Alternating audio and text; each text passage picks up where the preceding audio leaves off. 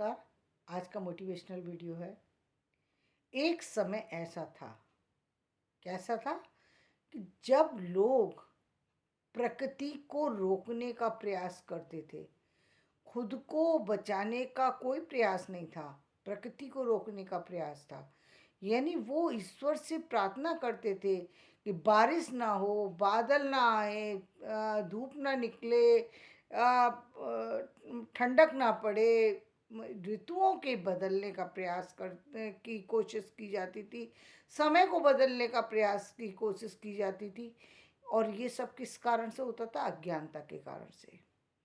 वहीं दूसरी तरफ उसी समय में कुछ ऐसे लोग थे जो कि इस दुविधा से परेशान होकर के इस दुविधा का कारण खोजने में लगे हुए थे कि आखिर ये दुविधा का कारण क्या है, क्यों ये स्थितियां बदलती हैं।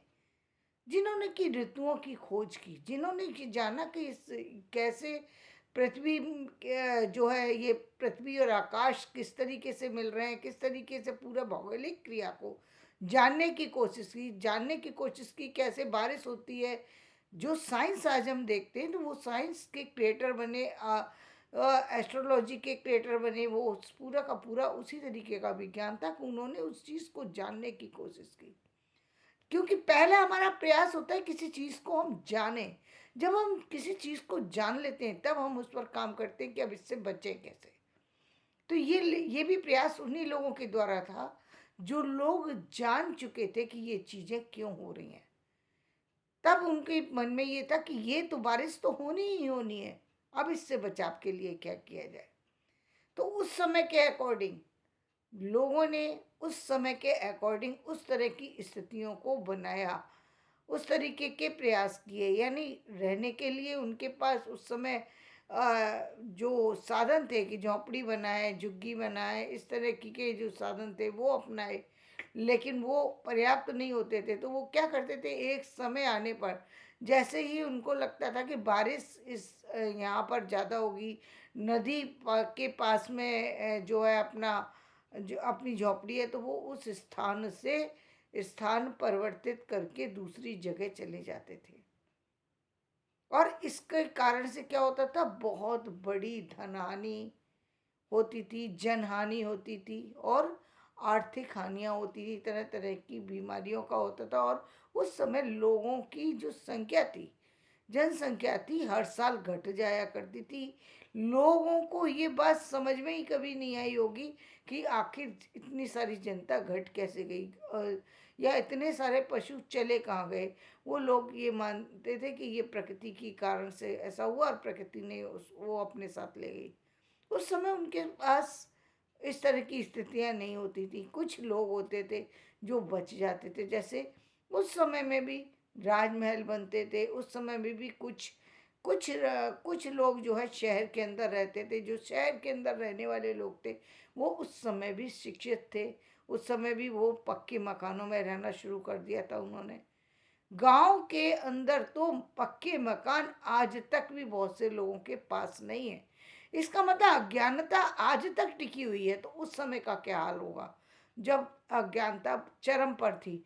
तब अज्ञानता के कारण से ही ये सारी चीजें होती थी। लोग उस सिचुएशन को बदलने की, प्रकृति को बदलने की कोशिश करते थे। खुद को बदलाव कितना करना चाहिए उस पर प्रयास उनका नहीं था, उस पर प्रयास नहीं था। वो प्रयास सिर्फ इस पर करते थे कि प्रकृति ही बदल जाए, चीज़ें ही बदल जाएं। वो उस पर प्रयास में लगे हुए थे। आज व्यक्ति ने समझ लिया कि ये चीज़ें नहीं बदलेंगी, ये तो एक समय के बाद आएंगी। तो कोई ऐसी व्यवस्था की जाए जहाँ पर हम ज़्यादा समय सुरक्षित रह सकें, ठंडे में भी अपना बचाव कर सकें, गर्मी में भी अपना बचाव कर सकें। और दोनों के उपाय आज हम देखते हैं। दिन में एसी लगा लिया जाता है और रात में हम देखते हैं कि हीटर लगा लिया जाता है। विंटर में हीटर लगा लिया जाता है, समर में एसी लगा लिया। या एसी ही इस तरीके का है जो गर्मी सर्दी दोनों की समस्याओं को दूर कर रहा है। तो ये क्या है, ये परिवर्तन किसके कारण से हुआ, ये चीज़ें किसके कारण से? यही प्रकृति के कारण से। जिसके कारण से ये सारी चीज़ें हुई और ये सारा बदलाव आया और इसके कारण से ही संसार में एक स्थिति इस तरह की घटी कि जीवन में ये परिवर्तन हुआ।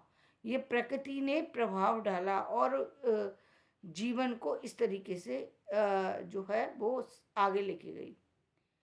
जीवन में जब हम इस तरीके की सिचुएशन को फेस करते हैं तब तब जीवन में बदलाव आता है, तभी लोग आगे बढ़ पाते हैं।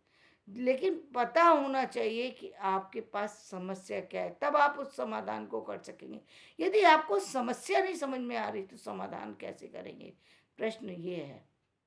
तो अक्सर व्यक्ति के पास समस्या होती है, समाधान नहीं होता, इसलिए वो दुविधा में पड़ा रहता है। जब समाधान उसके सामने आ जाता है तो समस्या अपने आप हट जाती है, समस्या का अंत उसी समय हो जाता है, अपने आप हो जाता है। प्रकृति स्वयं करती है उस समस्या का समाधान। समस्या का समाधान प्रकृति, अब आप अंदर हैं तो समस्या का समाधान अपने आप हो गया कि सर्दी तो अपने तरीके से जाएगी। एक समय था जब बहुत दिसंबर में सर्दी ज़्यादा थी, अभी थोड़ी कम है और आगे आने वाले समय में और कम हो जाएगी। तो वो प्रकृति के साथ साथ अपने आप समय के साथ चीज़ें समाप्त हो जाएंगी। लेकिन उससे पहले जरूरी क्या है कि आपका अपना बचाव।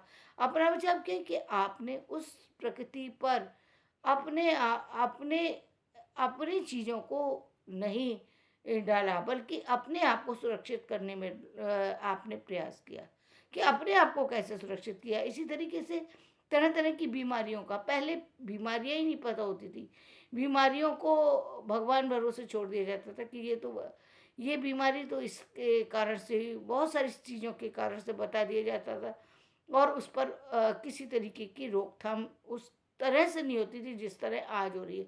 जैसे हमने देखा कोरोना में जो आज हुई है, जिस तरीके से आज बचाव हुआ, शायद 1920 में होता तो शायद नहीं हो सकता था। और आप देखते भी हैं पहले महामारी जब होती थी तो लाखों में लोगों की मृत्यु होती थी, और आज जबकि इतनी बड़ी महामारी फैली कि जो पूरे संसार में एक साथ फैल गई थी। पहले शायद इतनी बड़ी, शायद कभी ना आई हो इतनी बड़ी विपदा जितनी इस बार आई थी कि पूरे संसार में एक साथ आपदा आई। लेकिन वो सारी आपदा जो है वो एक समय के अंदर समाप्त हुई। क्यों हुई? क्योंकि लोगों के पास ज्ञान था, लोगों के पास ये समझ थी कि प्रॉब्लम क्या है, तब प्रॉब्लम का समाधान करने की कोशिश की गई।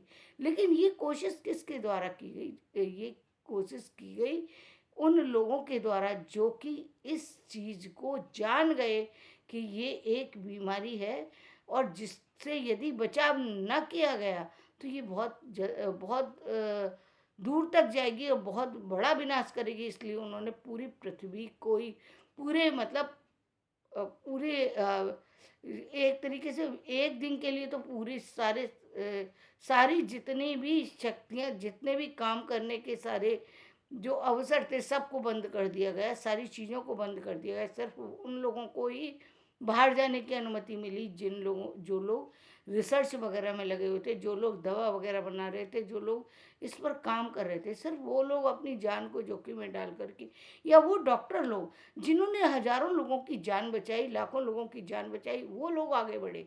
सिर्फ उन्होंने अपने कार्य को बराबर रखा, बाकी अन्य लोगों ने उसमें किसी तरीके की अपनी किसी भी तरीके से अपना उत्साह नहीं दिखाया कि वो उस स्थिति में बाहर निकलते, क्योंकि उस समय सभी को अपनी जान की सुरक्षा चाहिए थी। इसलिए सब लोगों ने घर के अंदर रह करके ही उस चीज़ का सामना किया और समस्या से बचे भी। तो ये क्या था प्रभाव? कि आपके ज्ञान का प्रभाव था कि जब आप समझ गए किसी चीज़ को कि चीज़ें तो थी, लेकिन एक समय ऐसा था जब लोग समझते ही नहीं थे किसी चीज़ को कोई भी चीज़ हो, छोटी से छोटी और बड़ी से बड़ी, उसका समाधान जो है ढूंढने की बजाय वो उस पर रोना शुरू कर देते थे या ईश्वर को पुकारना शुरू कर देते। ईश्वर निश्चित रूप से सारी चीज़ों का करने वाला ईश्वर है, इसमें कोई दो राय नहीं है कि ईश्वर के बिना जिंदगी और मौत संभव नहीं है। लेकिन आप अपना प्रयास जितना कर सकते हैं उतना भी, जो आज करते हैं उतना भी प्रयास उस समय नहीं होता था।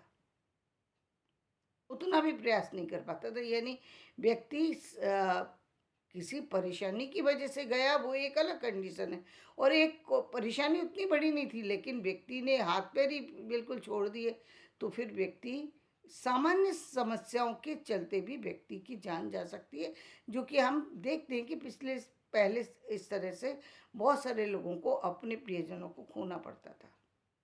तो ये क्या था कि हमारे जो प्रयास थे वो बराबर नहीं थे, इसलिए हमको बहुत सारी सी समस्याओं का सामना करना पड़ता था, बहुत सारी सी चुनौतियों का सामना करना पड़ता था। तो ज्ञान ने किस चीज़ को जन्म दिया? ज्ञान ने उन चीज़ों से सुरक्षा की तरफ लेके गए। लेकिन इसका मतलब ना ही हम यदि ये कहें कि विज्ञान का होना आवश्यक नहीं है, या फिर जीवन में और चीज़ों का भौतिक जितने भी साधन हैं उनकी आवश्यकता नहीं रहेगी, सिर्फ व्यक्ति अध्यात्म के आधार पर चल सकता है, तो नहीं। दोनों चीज़ों का होना जरूरी है, क्योंकि अध्यात्म अपनी जगह काम करता है, विज्ञान अपनी जगह काम करता है। विज्ञान वो कार्य कर रहा है जो जिनसे कि ये भौतिक संसार चल रहा है। भौतिक संसार को चलाने के लिए बहुत सारी सी चीज़ें जो हैं उसमें विज्ञान की बहुत बड़ी भूमिका है, जिससे कि आप चीज़ों को जो है एक नए फॉर्म में ला सकते हैं, एक नई सुविधा को पा सकते हैं, नई चीज़ों को आप जैसे अभी इतने सारे पुल बन रहे हैं, इतनी सारी मेट्रो बन रही है, और तरह तरह की चीज़ें बन रही हैं, और इतनी मल्टी पर्पस बिल्डिंग बन रही हैं, चीज़ें बन रही हैं। ये किसका कमाल है? ये साइंस का कमाल है कि जो जो कि या फिर हम इतने इलेक्ट्रॉनिक जितने भी गुड्स देख रहे हैं, या जितनी भी हम जैसे अब उन्होंने कहा कि जो एरो स्पेस की जो जितनी भी चीज़ें हैं उसकी जानकारी, वो जानकारी हर किसी को तो नहीं हो सकती। यदि आवश्यकता ना हो तो फिर व्यक्ति इसके लिए प्रयास क्यों करेगा? नहीं, जीवन में चीज़ों को जानने की ज़रूरत तो हर व्यक्ति को है। यदि वो अंतरिक्ष का ज्ञान पाना हो तो निश्चित रूप से उसी तरह की जो बड़ी बड़ी चीज़ें हैं, जो विज्ञान से जुड़ी चीज़ें हैं उसको समझना होगा, अ, चाहे वो बायो से रिलेटेड हो, या फिर वो केमिस्ट्री से रिलेटेड हो, या फिर वो फिजिक्स से रिलेटेड हो, किसी से भी रिलेटेड हो, लेकिन वो सब महत्वपूर्ण हैं। यदि वो महत्वपूर्ण नहीं होती तो होती नहीं। आध्यात्म बिल्कुल अलग चीज़ है, आध्यात्म को इससे नहीं जोड़ा जा सकता, लेकिन अध्यात्म का होना इसलिए ज़रूरी है कि यदि व्यक्ति कहे कि सिर्फ साइंस से काम चल सकता, तो नहीं चल सकता, नहीं चल सकता। क्योंकि जहाँ साइंस की भूमिका है वहीं पर साइंस की भूमिका है। यदि कहे व्यक्ति कि मैं जीवन को मैं ही सर्वे सर्वा हूँ, मैं ही भगवान हूँ, तो वहाँ गलत हो जाएगा। क्योंकि वो भगवान नहीं है, वो एक हद तक ही काम कर सकता है। जिस समय ईश्वर ने अ, अपनी जिस समय ईश्वर ने लिख दिया आप मृत्यु को, उस समय चाहे कितना भी विज्ञान हो वो फेल हो जाता है। फिर वो आपका वो सब रखा रह जाता है, जितने भी साधन जो कि मेडिकल ने बनाए हैं, जो कि और चीज़ों से बनाए गए हैं, वो सब साधन उस समय रखे रह जाते हैं। कब रखे रह जाते हैं? जब जब व्यक्ति का अंत निश्चित हो जाता है। क्योंकि जीवन में जन्म और मृत्यु तो निश्चित है ना, उसको आप चाहें ना चाहें वो तो होगा ही होगा, एक ना एक दिन तो इस संसार से हर व्यक्ति को जाना पड़ेगा। कोई पहले जाए या कोई पीछे जाए, लेकिन जाना तो हर व्यक्ति को पड़ेगा इस संसार से। कोई ये नहीं कह सकता कि मैं नहीं जा सकता, ये नहीं कह सकता, क्योंकि जाना है वो निश्चित है, वो निश्चित है। वो तो उसकी, लेकिन समय पर व्यक्ति जाता है तो उसका जो एक अलग बात होती है, असमय में जब जाता है तो निश्चित रूप से पारिवारिक चीज़ें जो हैं वो निश्चित रूप से परिवार बिखरता है, टूटता है, रोता है, परेशानियां होती हैं, लेकिन जीवन तो उसका सत्य तो यही है। अब कोई व्यक्ति जीवन को जलते चलते छोड़ के चला गया और उसका अगला जन्म सिर्फ कुछ समय के लिए हुआ, तो फिर वो तो कुछ समय के बाद ही वापस लौटेगा, क्योंकि उसको वापस आना है जीवन में। हमारी दृष्टि से वो व्यक्ति हमारे कारण से गया, लेकिन व्यक्ति को क्यों और कैसे जाना पड़ा ये तो ईश्वर ही जानता है। इस सत्य को जानने में जो है वो जब हम देखते हैं, तब हम देखते हैं विज्ञान की भूमिका वहाँ जाकर के समाप्त हो जाती है। जब वो बहुत प्रयास कर रहे होते हैं और सही प्रयास के बावजूद भी किसी की जान नहीं बचा सकते, तब वो प्रयास जो है वो पता लगता है कि यहाँ पर इंसान की शक्ति समाप्त हो गई। कितना भी इंटेलिजेंट आदमी हो, कितना भी कुछ हो, लेकिन एक ही सिर्फ ईश्वर की वो है। जब तक उसने दे रखा है आपके दिमाग को, तभी तक वो चल रहा है दिमाग, तभी तक कार्य कर रहा है। वो डोर खींचे तो फिर सब कुछ खत्म। इसीलिए कहते हैं सत्य क्या है? सत्य तो सिर्फ वही है जो कि अंत में रह जाने वाला है। सत्य सिर्फ वही है, और असत्य वो है जो सब मिट सकता है, वो सब असत्य है।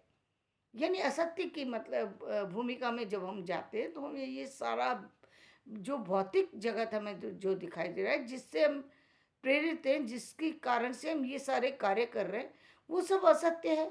क्योंकि ये सब मिटने वाला है, इसलिए असत्य है। सब चीज़ें ये मिटने वाली हैं, मिट करके दोबारा बनने वाली हैं, तो इसलिए हम इसको असत्य कहते हैं। लेकिन जब तक जीवन है तब तक हमको इस असत्य को ही सत्य मान करके जीना पड़ेगा। क्योंकि जब हम इसका एक उदाहरण मैं देती हूँ कि जब जो भगवान कृष्ण ने देखा एक दिन यशोदा जी जो है वो भगवान के लिए प्रसाद लगाती हैं, और वो प्रसाद लगाती हैं और भगवान कृष्ण आते हैं और उसको प्रसाद को झूठा कर देते हैं। माँ परेशान होती है, फिर जाती हैं, फिर बनाती है, फिर लाती हैं, फिर खिलाती हैं, फिर वो झूठा करके चले जाते हैं। अंत में वो भगवान अपना रूप जो है दिखाते हैं। उन्होंने एक तो उन्होंने जब अपना रूप दिखाया तो माँ डर गई उनका रूप देख करके। तो उन्होंने तुरंत वो बाल उस अवस्था में आ गए, क्योंकि वो समझ गए। उन्होंने माया का पर्दा जो था वो उन पर अपनी माँ पर तुरंत डाल दिया, क्योंकि वो समझ गए कि यदि माँ को ये रूप का बोध हो गया कि ये ईश्वर है, तो वो मुझे कभी भी वो प्यार नहीं दे पाएगी, वो दुलार नहीं कर पाएगी, वो बच्चे की तरह से मेरे बालपन का सुख वो नहीं ले पाएगी, और मुझे बालपन का सुख नहीं दे पाएगी। क्योंकि मैं तो इस संसार में मनुष्य लोग मनुष्य लोग के जीवन का अनुभव करने आया हूँ, तो मुझे मानव जीवन का अनुभव नहीं मिलेगा। मुझे वो बच्चे की खुशियों का अनुभव नहीं मिल पाएगा माँ के बिना, और माँ यशोदा को पुत्र का स्नेह प्राप्त नहीं हो पाएगा। इसलिए उन्होंने उसी समय माया का पर्दा डाल दिया। तो ये मायाजन्य संसार है, जहाँ पर हम माया के से प्रभावित हैं, लेकिन इसके बिना जीवन चल नहीं सकता। जब तक हम जीवन के से जुड़े हुए हैं, तब तक हम माया से भी जुड़े हुए हैं। ये भी बात तो गलत है ना कि हम झोपड़ी में रहते रहे, चाहे बारिश आए तो वो बहा कर के ले जाए, या आंधी आए तो उड़ा कर के ले जाए, जैसे पहले होता था। राजस्थान में मीलों जो है रेत होती थी, और वहाँ पर जो व्यक्ति चल रहा होता था, रेत उड़ कर के उसके ऊपर गई और आदमी खत्म, पता नहीं कहाँ कौन दब गया और कहाँ कुछ हुआ। तो वो भी तो गलत था, वो बिल्कुल गलत था कि हम प्रयास ही नहीं कर रहे हैं उस चीज़ को मिटाने का, क्योंकि हमारी मृत्यु होगी इसलिए हम मृत्यु को पहले से ओढ़ लें, ये तो ठीक नहीं है। ये हम जानते हैं कि ये सब कुछ सत्य और असत्य से ही बना हुआ है, इसके बिना ये संसार चलता ही नहीं है। ये संसार ही सत्य और असत्य पर आधारित है। लेकिन हमें ये मालूम है जब हम बात करते हैं उन लोगों की जो सन्यासी हैं, संत हैं, महात्मा हैं, उन लोगों की बात हम जब करते हैं तो वो एक अलग तरीके से भागते हैं। ये सब अलग अलग परिभाषाएं, अलग अलग चीज़ें हैं, और जब वो हम उनकी बातें करते हैं तो वो एक बिल्कुल अलग जगत है। उनके लिए चीज़ों के लिए कोई मिले ना मिले उनको कोई फर्क नहीं पड़ता। लेकिन जब एक व्यक्ति परिवार को लेकर के बैठा है, जब एक व्यक्ति इस संसार को लेकर बैठा है, तो संसार में यदि लोग प्रयास नहीं करते तो उनके बिना प्रयास के लोग आज इतनी सुविधाओं को पा नहीं सकते थे, इतनी सुरक्षित स्थिति में जी नहीं सकते थे। इतनी सुरक्षित स्थिति में जब आदमी परेशान होता है तो वो ये कह कर के नहीं बैठ सकता कि मैं कोई बात नहीं है, मैं बीमार हूँ, कोई बात नहीं, भगवान तो मुझे लेकर के जाने वाले हैं। तो वो तुरंत कहता है नहीं मुझे डॉक्टर के लेके चलो, मेरे सिर में दर्द है, तुरंत डॉक्टर के लेके चलो, हाथ में दर्द है।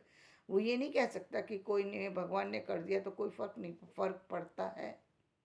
आपको तुरंत उसी समय डॉक्टर चाहिए। आपको एक समय खाना ना मिले तो आपको, आप परेशान हो जाएंगे। खाना चाहिए ही चाहिए, चाहे वो चाहे किसी भी तरीके से मिले। तो यदि आज के युग में, चाहे हम इस चीज़ को कुछ भी कहें, लेकिन ये जो जितने भी आधुनिक साधन हमको जितने भी उपलब्ध हैं, चाहे वो खाद्य सामग्री से जुड़े हों, या फिर वो मेडिकल साइंस से जुड़े हों, या फिर वो किसी और चीज़ से जुड़े हों, वो सब साधन जो जुड़े हुए हैं, वो सब हैं तो वो माया के रूप। लेकिन बिना इनकी बिना इनकी इनकी इनको पाए हमारा जीवन चल नहीं सकता। इनका होना हमारे लिए बहुत ज़रूरी है। सोचिए, यदि अनाज ना हो तो क्या व्यक्ति खा लेगा? अनाज के बिना क्या उसका जीवन चल सकता है? नहीं चल सकता। अलग अलग तरीके का है, हर जगह अलग तरीके का फूड मिल रहा है, वो अलग बात है। लेकिन चाहिए ना उसको, व्यक्ति को भोजन तो चाहिए ना। और यदि भोजन की सही व्यवस्था हो गई तो क्या गलत है? लेकिन उसमें उन्होंने जो टेक्निकली बहुत सी चीज़ों को लिया, या अन्य चीज़ों, हर व्यक्ति इन सारी चीज़ों से भाग कर के जीवन को दूसरी तरफ लेके जाना चाहे तो नहीं, जीवन नहीं चल सकता। क्योंकि जीवन का मूल तो यही है ना, यहाँ से भाग कर के आप नहीं जा सकते। चाहे सत्य कुछ भी हो, सत्य तो हम जानते हैं कि सत्य तो ये है कि व्यक्ति को एक दिन तो जाना है, चाहे कितना भी ये पूरा संसार हो, चाहे वो परिवार बनाए या ना बनाए, लेकिन परिवार से बिछुड़ना तो उसको है ही।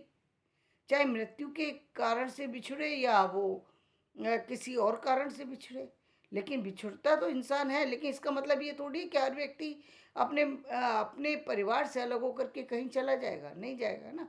क्योंकि उसको उसको परिवार चाहिए।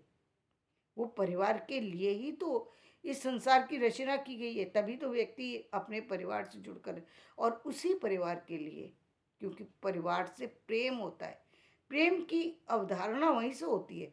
यदि प्रेम ना हो तो क्या करेगा परिवार में?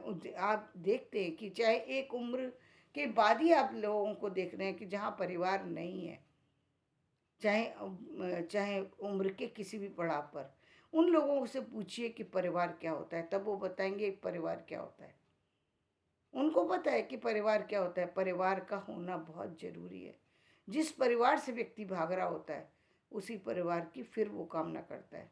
जिसके जिसके संतान नहीं है, उससे पूछिए संतान क्या होती है। जिसके पास सब चीजें हैं, वो उस चीज की वैल्यू नहीं करता। वो वैल्यू को समझता नहीं है कि क्या है ये चीज़। लेकिन जिसके पास नहीं होती, तब वो जब समझ पाता है कि क्या ये संसार क्या है, सृष्टि क्या है, सृष्टि में क्यों ये सब चीज़ें आवश्यक हैं। तो ये वीडियो बड़ा हो रहा है तो मैं यहीं पर समाप्त करती हूँ। और मेरा ये वीडियो पसंद आए तो इसे लाइक करें, शेयर करें और सब्सक्राइब करें।